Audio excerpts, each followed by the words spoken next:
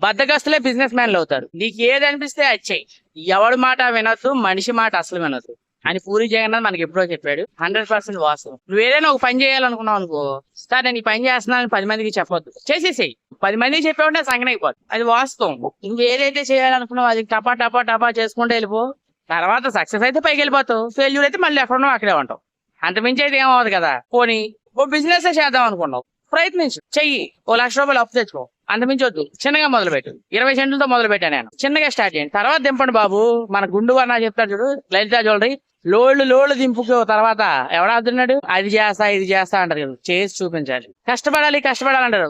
బాడీతో పని చేయాలి, బుర్రతో పని చేయాలి. ఏ రోజైతే నువ్వు బ్రెయిన్ తో పని చేస్తావో యూ బికమ్ ఏ సక్సెస్. అని ఎంటర్ప్రెనర్లు ఎవరు బాడీతో పని చేయరు, బుర్రతో పని చేస్తారు. బద్దగస్తులే బిజినెస్ మ్యాన్లు అవుతారు, నా స్ట్రాంగ్ ఫీలింగ్. ఎందుకంటే ఎంత బద్దగా ఉంటే అంత గొప్ప బిజినెస్ మ్యాన్ అవుతావు, నా స్ట్రాంగ్ ఫీలింగ్. ఎందుకన్నా చెప్పనా, నువ్వు వెళ్ళి మంచినీళ్ళు నువ్వు దగ్గరికి వెళ్ళి మంచినీళ్ళు తెచ్చుకోవాలి. కష్టపడేవాడు ఏం చేస్తాడు, వెళ్తాడు, నడుచుకుంటాడు, మంచినీళ్ళు నువ్వు డబ్బున్నవాడు ఏం చేస్తాడు, పైప్ లైన్ వేసుకుంటాడు, రోజు నీళ్ళు ఆడి దగ్గరికి వస్తావు. అంటే నువ్వు అనవచ్చు మన దగ్గర డబ్బు లేదు కదా అని. విషయం మంచినీళ్ళు నీ ఇంటికి రావడం, నువ్వు వెళ్ళి తెచ్చుకుంటావా, ఇంకోటి వచ్చి తెస్తాడా, లేదు పైప్ లైన్ వేసుకుంటావా అనేది వేరే విషయం. అర్థమైందా?